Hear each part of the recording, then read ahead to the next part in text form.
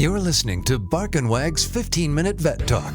Each week, your host, Polly Requa, interviews veterinarians and individuals in the pet industry from across the nation answering pet questions. Bark and Wag podcast is produced weekly for your enjoyment, and show notes can be found at barkandwag.com under the podcast tab. That's BARKNWAG.com. Please remember to subscribe to Bark and Wag 15-Minute Vet Talk. Thank you for listening to Bark and Wag 15-Minute Vet Talk.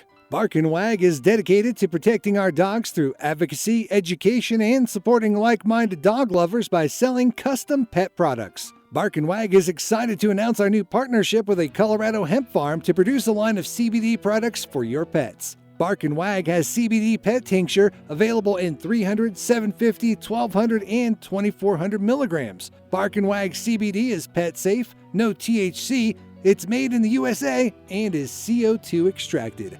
Please check out Bark and Wag's website, barkandwag.com. That is BARK, to see our line of CBD and awesome merchandise. We love pooch ideas for podcasts and merchandise, so anytime send an email to Polly at barkandwag.com with your suggestions. You're listening to Bark and Wag 15-Minute Vet Talk, and I'm your host, Polly Requa.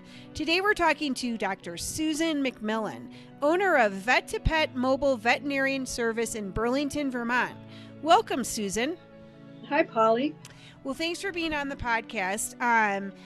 Last week we talked about end of life for a dog, and actually one of my friends texted me from Illinois to say that her sister had just lost a family dog, and the other dog was grieving and was not eating, didn't want to go out, and was kind of, moping. And I know from talking to different people that when I do put Chuck to sleep, I'm going to bring Maddie and Chuck Jr.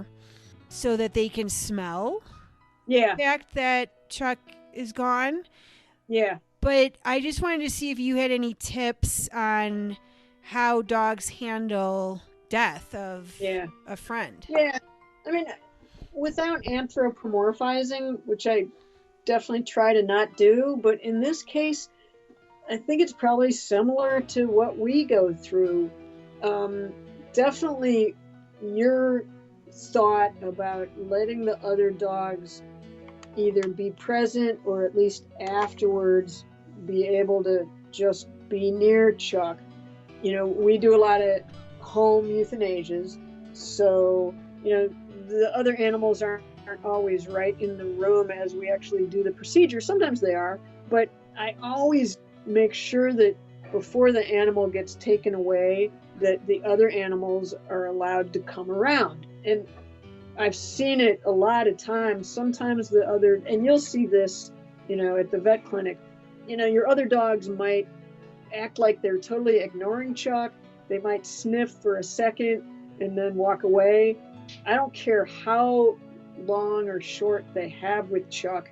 I just think it helps a little bit in the grieving process, and they may still very well go through grief, but I think it takes away that thing where they're looking for the dog.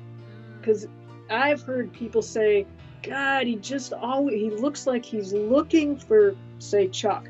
He's just always looking. And I think you can get rid of that component of the sadness if you make sure that your pets at least are aware that the dog is deceased. Otherwise, they leave the house, they get in the car, they go to the vet, and they just never come home. Okay. And I think obviously, when you have an older dog like Chuck, the other animals in the house, they know darn well that Chuck is sick and old, and they treat him differently now than they used to, probably. Yeah. But I think not having him just disappear and not come home someday helps a little bit. Okay. So what happens if you didn't have that opportunity? Right.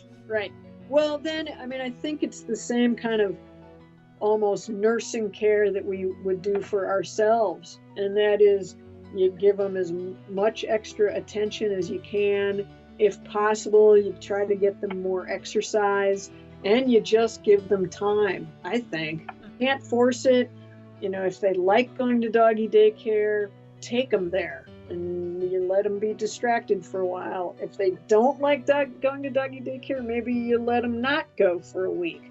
You know, I think it's just nurturing them and knowing that they may really be grieving, and sometimes it goes on for months. One thing to be sure of at any time, anything like this is, you know, if it goes on for a while or it's more severe than you would have expected, you know, you want to be positive that there's not an actual physical problem, that it's just a coincidence. Like all of a sudden my dog has pancreatitis and I assumed he was just grieving for Chuck, you know. So, you know, you use your own judgment. Don't let it go too long. And, you know, if the dog is throwing up or having diarrhea or something crazy like that, don't just assume he's grieving. Okay. But, you know, it can definitely take weeks for sure if the animals are close. And I think even sometimes when they're not close, sometimes I think it's like a bad marriage where even if it wasn't a good marriage, maybe you still miss the person when they're gone. You know, so sometimes I think even when pets, and it goes between dogs and cats and interspecies too, you know, even if you didn't think they were close, that those animals left behind may very well still be going through something. And you definitely, in a multi-pet household, you can definitely see a changing of the guard. Yeah. You know, cats that used to be really shy come out and start being playful, or, you know, whatever. There can be a total shifting in the dynamics of the house. And, you know, so you should just be aware of that. Okay. You know, you probably won't do anything about it, but it can be pretty fascinating to see some animals blossom when another animal's gone. You know, who knows what'll happen, but definitely I think the extra attention, extra exercise can, you know, help all of us get through a really sad time. Yeah. Okay. You know? All right. Well, those are great tips, and I appreciate you being on the podcast. Yeah, thanks. It's always a pleasure. Okay, and we look forward to having you back. Yeah, same here. Thanks, Polly. Thank you. Thank you for listening to Bark and Wag's 15-Minute Vet Talk. If you like what you just heard, we hope you'll pass along our web address, www.barkandwag.com, to your friends and other pet owners. Have a pressing question for a veterinarian? Ask your question at barkandwag.com under the podcast tab. This has been a KFR production. Join us next time for another edition of Bark and Wag's 15-Minute Vet Talk.